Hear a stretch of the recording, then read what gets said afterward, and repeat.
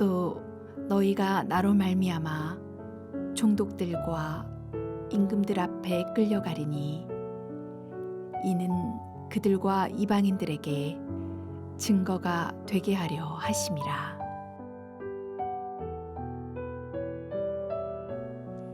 주님은 제자들을 세상으로 내어 보내시면서 무시무시한 말씀을 하십니다. 그들이 박해를 받을 것이라고 합니다. 가깝게는 자기 동네 회당에서 제자들을 채찍질할 것이고, 나아가 오늘날 국회에 해당되는 사내들인 공회로 끌고 갈 것이고, 심지어 로마의 총독과 왕들에게 데려가서 신문할 것이라고 말씀합니다. 주님을 따르는 사람들이 박해를 받는 이유는 다양합니다. 오해로 인한 박해가 있을 수 있습니다. 기독교인들이 예수님의 살과 피를 기념하는 것을 보고 식인 풍습을 가진 종교로 오해받곤 하였습니다. 기독교의 가르침이 사회적 관습을 어기기 때문에 박해를 받기도 합니다. 우리나라에서 기독교인들이 제사를 드리지 않는다고 해서 불효의 종교로 취급받아 많은 박해를 받았습니다.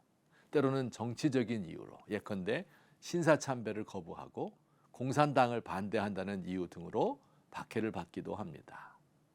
그러나 이것들은 표면적인 이유들이고요. 하나님이 기독교인들이 박해당하는 것을 허락하시는 진짜 목적이 있습니다. 오늘 본문 18절 말씀에 따르면 사람들에게 증거가 되게 하기 위함이라고 말씀합니다.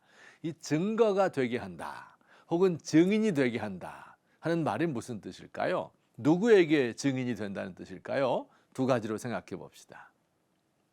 첫째, 제자들의 고난이 복음을 확증해주는 강력한 증거가 된다는 의미입니다. 자, 이렇게 생각해 봅시다.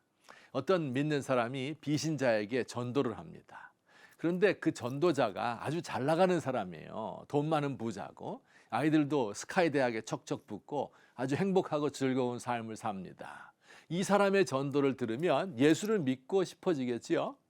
자, 그런데 어떤 전도자는 고난을 받습니다. 실직을 당하고 아이들은 말썽을 부리고 몸도 약해지고 손대는 일마다 잘 안 됩니다. 여러분, 어떤 사람이 전도하면 더 잘 믿을 것 같습니까? 언뜻 생각하면 잘 사는 사람이 전도하면 잘 믿을 것 같지요. 정말 그럴까요? 어떤 사람이 예수를 믿고 잘 살게 되면 나도 그를 따라 잘 살 수 있을 것 같아서 예수를 믿게 될 것입니다. 하지만 어떤 사람이 예수를 믿다가 실패만 거듭하는데 그래도 예수를 부인하지 않고 믿으면 그가 믿는 예수는 더욱더 신뢰할 수 있는 분이 됩니다. 한국 민족이 고난을 받을 때 순교자들이 많이 나왔습니다. 일제말 신사참배에 반대하던 사람들, 공산당의 박해에도 예수를 부인하지 않은 성도들이 무려 2,600명이나 됩니다. 그렇게 많은 사람들이 순교하였으면 사람들이 예수를 안 믿어야 하잖아요. 아닙니다.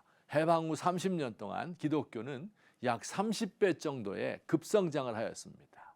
죽음으로써 지킨 복음을 사람들이 그 복음의 진실성을 증거한 것으로 받아들인 것입니다. 하지만 80년대 이후 30년 동안은 거의 한 사람도 순교자가 없었습니다. 예수를 믿어서 부자 되고 병 낫고 잘 살게 되었다는 간증뿐이었습니다. 그 결과가 참담합니다. 이제는 사람들이 기독교를 외면하는 지경에 이르렀습니다. 고난 속에서도 예수를 부인하지 않는 그 사람이 바로 예수님의 증인입니다. 둘째, 이게 더 중요한 의미를 가지는데요. 왕과 총독의 박해를 받는 사람들은 하늘 법정의 증인입니다.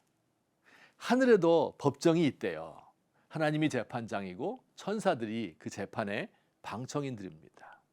이 땅의 왕과 총독 앞에서 제자들이 재판을 받을 때 하늘에서도 법정이 열립니다.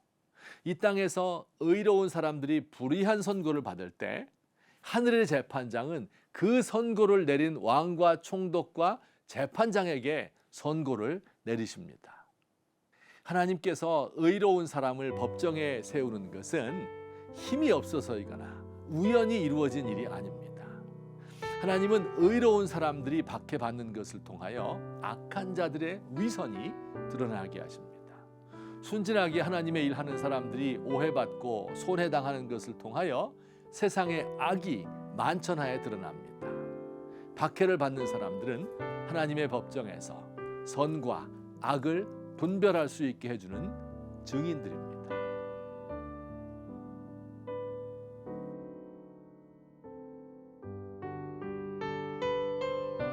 주님, 오늘도 많은 사람 앞에서 불의한 재판이 이루어지고 아무도 보지 않는 밀실에서 의로운 자들을 없애자는 거래가 이루어지고 있습니다. 그러나 모든 은밀한 것을 살피시는 주님의 눈이 그들 위에 있음을 믿습니다. 의인의 증언을 순전하게 하시고 악인이 하늘 법정에서 판단받게 하소서.